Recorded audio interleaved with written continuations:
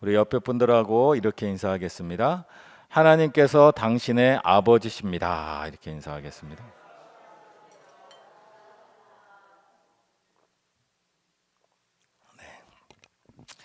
우리는 하나님을 아버지라고 부르잖아요. 근데 예전에 어떤 청년 한 분이 이런 말 하시더라고요. 본인은 하나님을 아버지라 부르는 게 너무 불편하다. 그 이유를 물어봤더니 아버지가 너무 싫었대요. 어릴 때 아버지가 너무 싫었대요. 그래서 하나님이 내 아버지 같다면 난 너무 싫을 것 같다. 하나님을 아버지라 부르고 싶지 않다. 참 한편 이해가 됐어요. 그리고 우리나라의 예전에, 지금은 점점 아버지들이 좋아지지만 예전에는 아버지한테 상처받는 자녀들이 상당히 많았습니다. 그래서 저도 한동안 하나님을 아버지라 부르지 않았어요. 그래서 공예배 때 그냥 하나님 그랬어요. 혹시라도 그 아버지라는 단어에 또 불편할까 봐. 근데 분명히 예수님은 하나님을 아버지라 부르잖아요. 그래서 오늘 우리는 아버지, 도대체 성경이 말한 아버지, 예수님이 말한 아버지란 무엇인가 한번 말씀을 통하여 한번 나누고자 합니다. 성경에서 최초로 아버지, 하나님을 아버지로 부른 것은 신명기에 나타납니다. 신명기 32장 6절에 보면 어리석고 지혜 없는 백성아 여호와께 이같이 보답하느냐 그는 내 아버지시요 너를 지으신 이가 아니시냐 그가 너를 만드시고 너를 세우셨도다. 하나님이 우리 아버지다라고 말해요. 신명기는 모세가 이스라엘 백성들에게 한 말씀이 설교와 같아서 하나님을 내 아버지다랍니다. 근데 희한하게 예수님이 하나님을 내 아버지 했더니 유대인들이 굉장히 싫어합니다. 요한복음 5장 17절에서 18절 예수께서 그들에게 이르시되 내 아버지께서 이제까지 일하시니 나도 일한다 하시매 유대인들이 이로 말미암아 더욱 예수를 죽이고자 하니 이는 안식일을 범할 뿐만 아니라 하나님을 자기의 친아버지라 하여 자기를 하나님과 동등으로 삼으심이로라. 분명히 신명기에서 모세는 하나님은 우리 아버지다 라고 말했는데 예수님이 내 아버지 그랬더니 유대인들이 너 하나님을 감히 아버지라 불러? 하고 싫어하는 거예요. 미워하는 거예요. 도대체 이게 뭐예요? 구약에서 이미 아버지라고 많은 성경에 기록되어 있는데 왜 예수님은 하나님을 아버지라 불렀더니 사람들이 이렇게 싫어했을까요? 분명히 아버지란 개념이 구약에서의 개념과 예수님 이후의 개념이 뭔가 다르다라는 거예요. 오늘 이것을 한번 나누고자 하는데 일단 구약에 먼저 아버지 개념을 알아야 됩니다. 구약에서 하나님을 아버지라고 부를 때 그 아버지의 개념은 나의 존재를 있게 한 원인이라는 뜻을 담고 있어요. 기본적으로. 그래서 창세기 5장 3절에 보면 아담은 130세에 자기의 모양 곧 자기의 형상과 같은 아들을 낳아 이름을 셋이라 하였고라고 말해요. 이 아버지예요. 아버지는 나를 이 땅에 태어나게 하신 분이 바로 아버지예요. 그게 아버지예요. 당연히 생물학적으로 아버지가 맞아요. 그래서 하나님도 마찬가지입니다.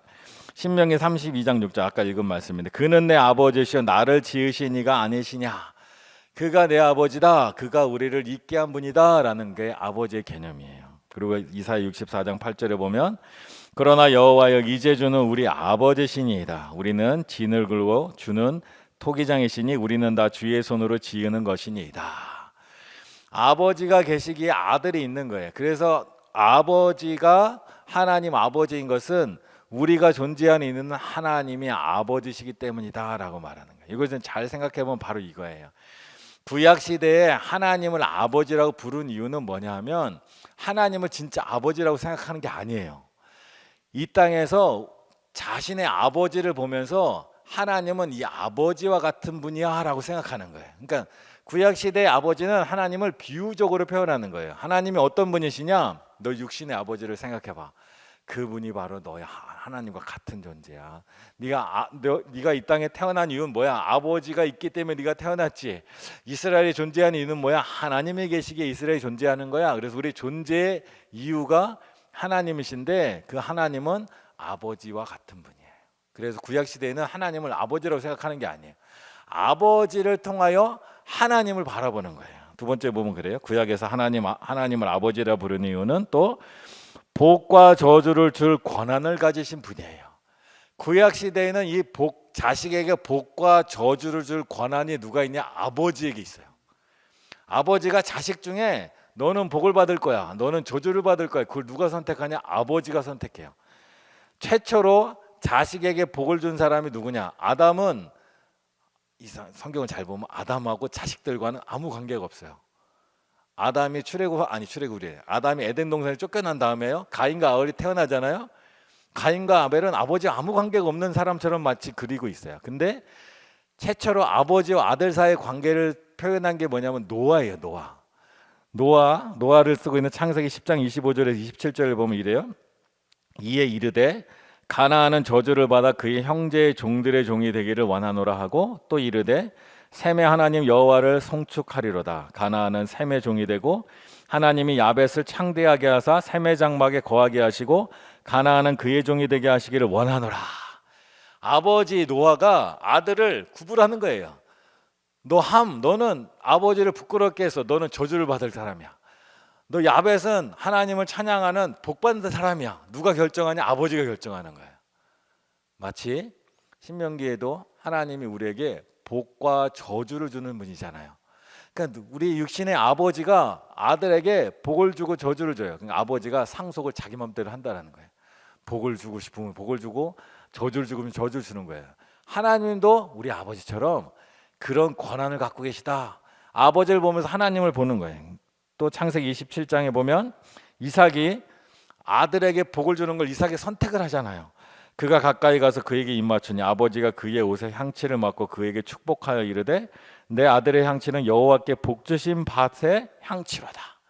이삭이 아들 에서와 야곱 중에 이삭이 결정을 해요. 나 에서에게 복을 내리겠어.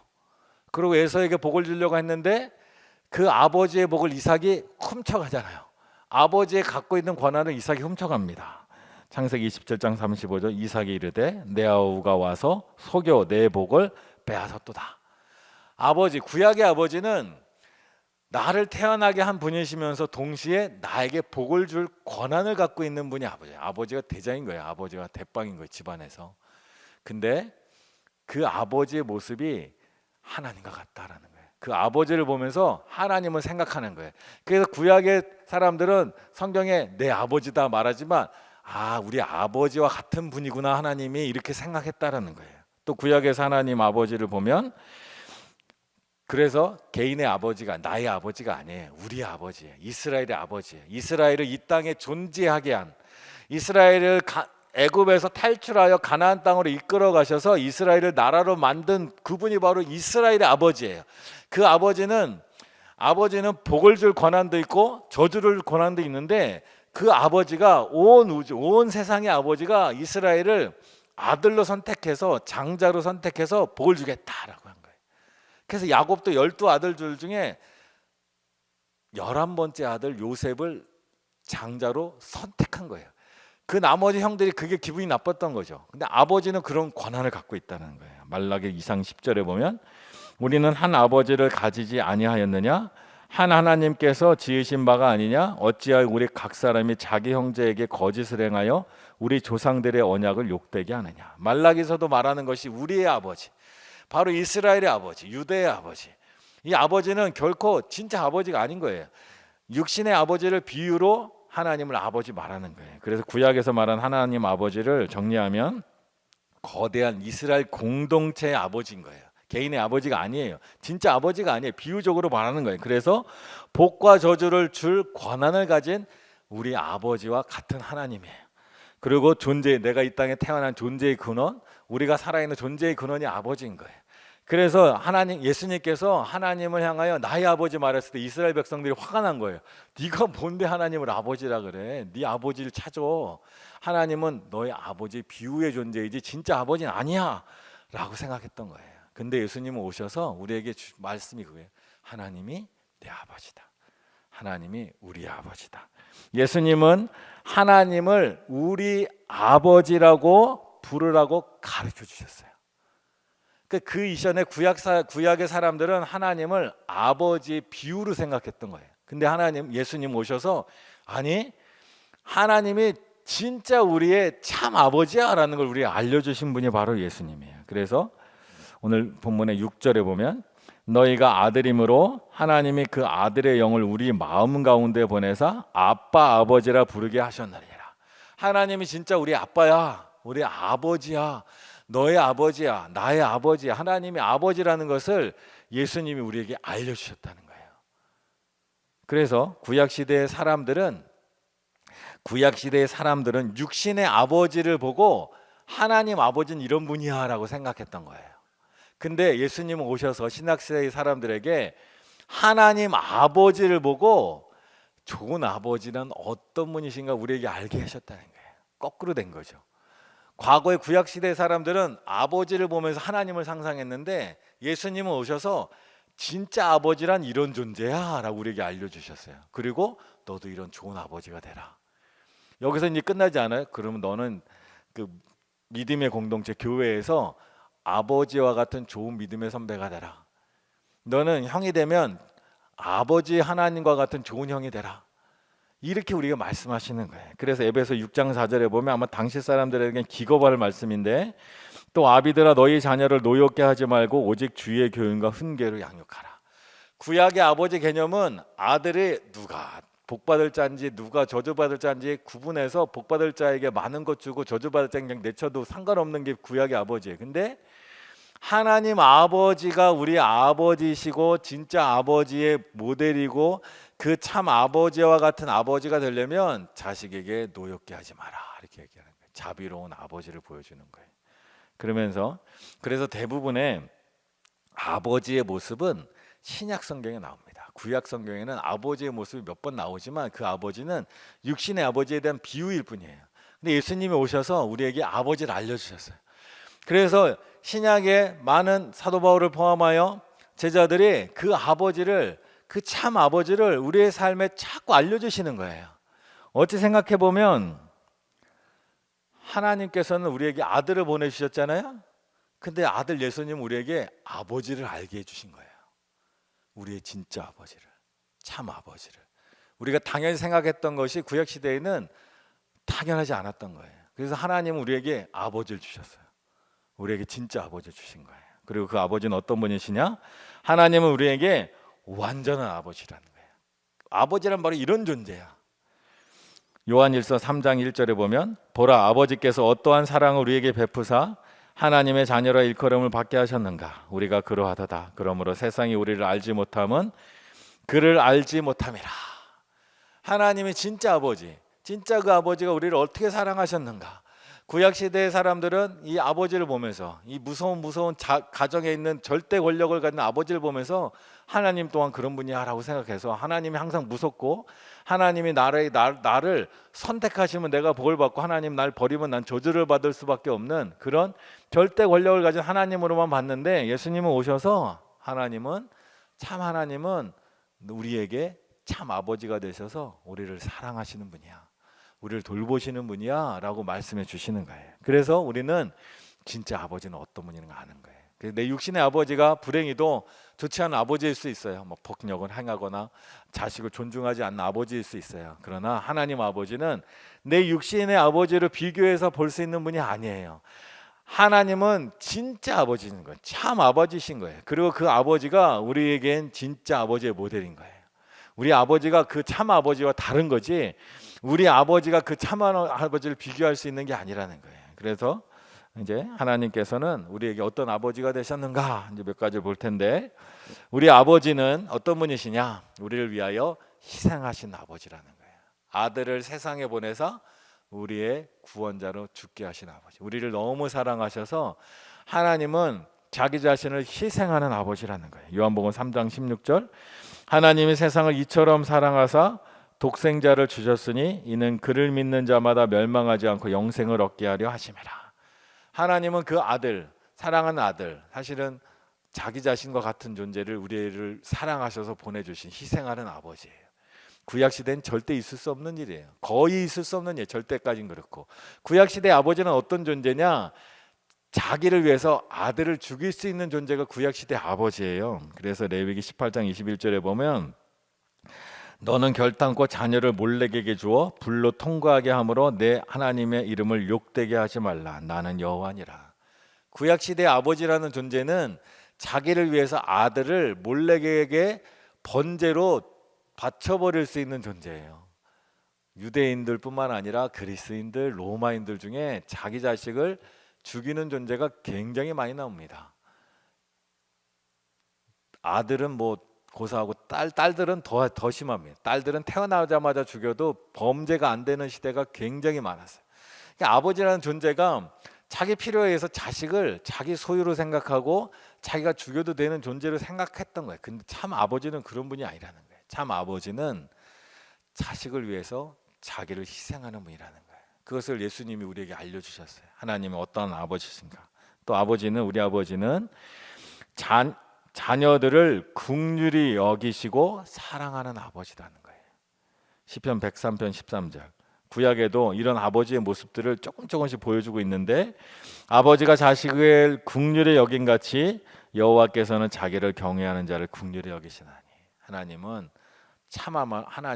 자식을 긍휼히 여긴다는 거예요. 이게 당연한 것처럼 보이잖아요, 우리는. 근데 그렇지 않다는 거예요. 구약 시대만 하더라도.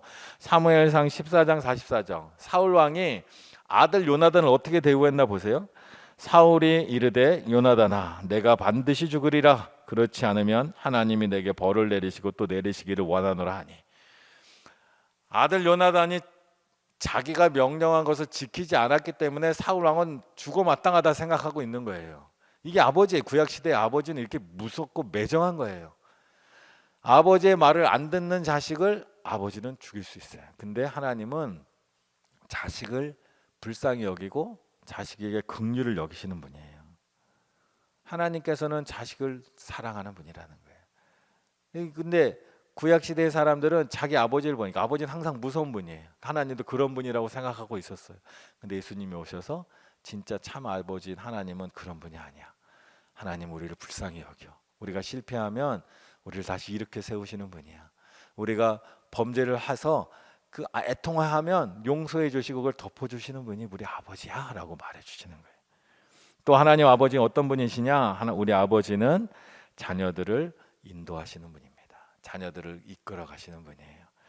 잠언 4장 11절에서 12절 이렇게 말합니다.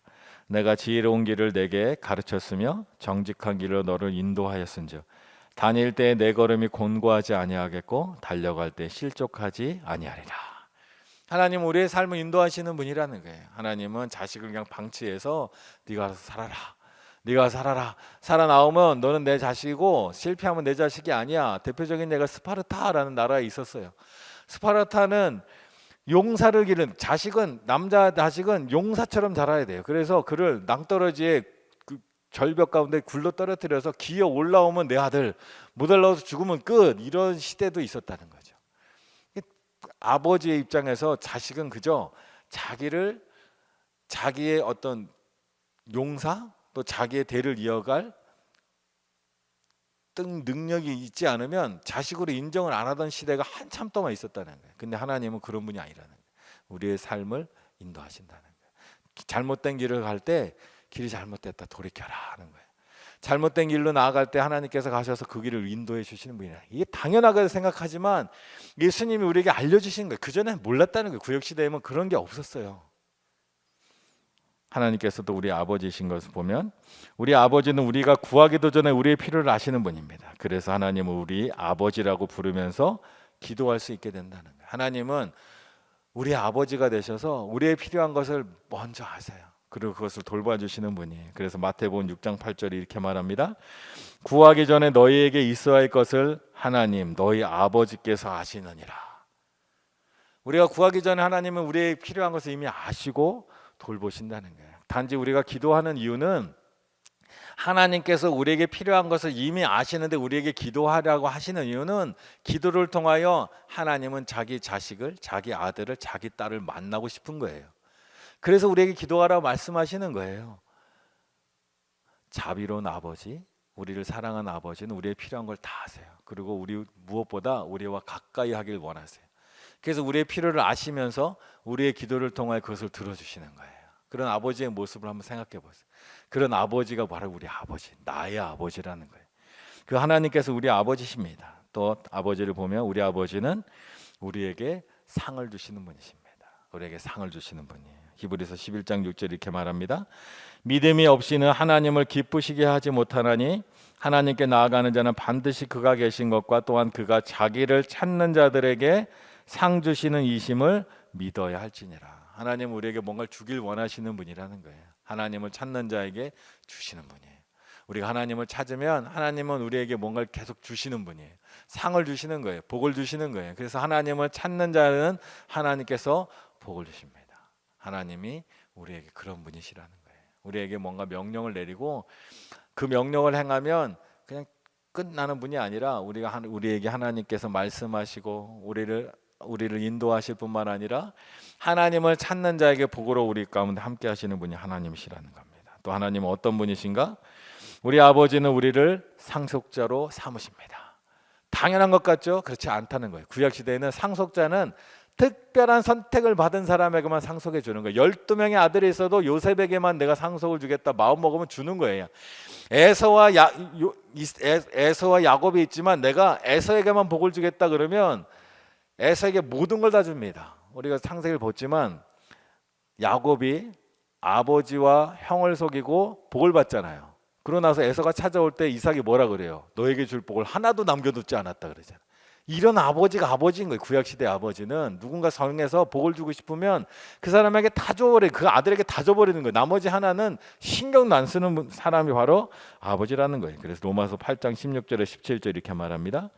성령이 친히 우리의 영과 더불어 우리가 하나님의 자녀인 것을 증언하시나니 자녀임은 또한 상속자 곧 하나님의 상속자요 그리스도와 함께한 상속자니. 하나님은 우리 모두에게 하나님의 상속자라고 주신다는 거예요. 근데 구약 시대에는 상속은 선택받은 사람에게만 주는 거예요. 이런 점 요거 문화를 알면 왜 사울이 그렇게 다윗을 시험했는지 알 수 있는 거예요. 상속은 오직 한 사람에게만 주는 거예요. 그러니 하나님이 사울 왕을 선택하지 않고 다윗을 선택했다고 생각하면 사울 왕 입장에서는 이제 내 건 하나도 없구나. 이제 내 몫은 하나도 없구나라고 생각할 수밖에 없는 거예요. 그래서 그 다윗을 미워한 거예요. 하나님의 마음은 절대 그런 게 아닌데 하나님은 우리에게 상속자, 우리 모두가 하나님의 상속자라는 거예요. 구약시대의 상속자는 한 명입니다. 장자에게만, 영적인 장자에게만 하나님은 상속을 주세요. 근데 우리는 모두가 다 하나님의 상속을 받는 거예요. 우리 그 아버지가 우리의 참 아버지시라는 거예요. 그리고 우리 아버지는 우리를 격려하시는 분입니다. 데살로니가후서 2장 16절에 17절 보면 우리 주 예수 그리스도와 우리를 사랑하시고 영원한 위로와 좋은 소망을 은혜로 주신 하나님 우리 아버지께서 너희 마음을 위로하시고 모든 선한 일과 말에 굳건하게 하시기를 원하노라. 하나님이 우리를 위로하신대요. 우리를 권면하신대요. 오늘날 보면 당연한 것 같지만 아버지가 아들을 권면하고 위로하는 것은 정말 최근에나 있는 일입니다. 과거에는 있기가 참 쉽지 않아요. 우리 어릴 때 아버지 생각해 보세요. 아버지는 정말 다정하게 자식에게 말 거는 아버지가 몇 명이나 돼요. 거의 없었잖아요. 근데 하나님은 우리에게 참 아버지시라 우리 가까이 오셔서 다정하게 자녀에게 말을 걸고 슬퍼하는 자녀를 위로하고 그를 권면하고 다독이는 분이라는 거예요. 그런 하나님이 나의 하나님이라는 거예요. 그냥 비유적인 하나님이 아니라 나의 진짜 하나님이라는 겁니다. 또 8번째 보면 우리 아버지는 자녀들을 편애하지 않으십니다. 베드로전서 1장 17절에 이렇게 말합니다. 외모로 보지 않고 각 사람의 행위대로 심판하시는 이를 너희가 아버지라 부른즉 너희가 나그네로 있을 때를 두려움으로 지내라. 외모로 보지 않는다. 외모는 뭐 얼굴뿐만 아니라 혈통, 배경 모든 걸 다 말합니다. 하나님은 우리를 외모로 보지 않는다. 그가 어느 가문에 태어났나 보지 않는다는 거예요. 그게 남자인지 여자인지 보지 않습니다. 그 키가 얼마인가도 보지 않고 그가 얼만큼 공부했나도 보지 않고 그의 직업이 뭔가도 보지 않고 그의 배경이 뭔가도 보지 않는다는 거예요. 하나님은 우리를 편애하지 않으시고 공평하게 대하신다라는 겁니다. 얼마나 아름다운 하나님의 모습인가. 그 하나님을 우리에게 알려주신 분이 바로 예수님이라는 거예요. 하나님 우리에게 알리기 전에 구약 사람들은 하나님을 진짜 아버지 같은 분이라고 생각한 거예요. 아버지처럼 권위적이고 아버지처럼 선과 악을 나눠서 내 자식 중에 한 놈만 나에게 내가 복을 주겠다라고 생각하는 바로 그 아버지를 알았다는 거예요. 그래서 하나님 아버지가 우리 자신의 우리 각 사람에게 아버지가 나요. 나 개인에게 친근한 완전한 아버지라는 거예요. 하나님 아버지가. 하나님은 먼저 희생하시고 긍휼히 여기시고 필요를 하시고 상을 주시고 격려하시고 공평한 사랑을 베푸시는 분, 바로 그분이 우리의 참 아버지라는 거예요. 그래서 우리가 하나님께 기도할 때 아버지라고 기도할 때 그냥 상투적인 아버지가 아닙니다. 진짜 나의 아버지입니다. 내가 아버지께 너무너무 자상하고 너무나 사랑이 많은 아버지, 내가 말하면 무엇이든지 다 들어주시고 내가 울 때 눈 닦아주시고 위로해 주시는 바로 그 아버지, 나의 아버지예요.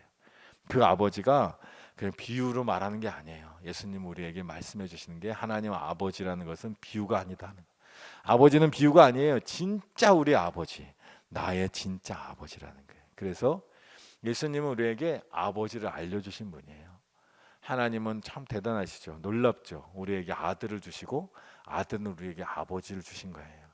그 아버지가 나의 아버지예요. 그러니까 기도할 때 정말로 나의 아버지가 내 앞에 있고 나의 이야기를 듣고 그 아버지가 얼마나 사랑이 많으시고 그 아버지가 얼마나 나를 귀하게 여기시고 그 아버지가 나를 위해서 어떤 것을 하실 수 있는지 정말로 믿고 하나님께 아버지께 정말 말하듯이 기도하시기 바랍니다. 주님께서 우리를 그렇게 들어주실 거예요. 오늘 이 시간 우리 함께 기도할 텐데 우리 함께 아버지 하나님을 생각하고 하나님 아버지를 생각하며 이 시간 함께 기도하기 원합니다.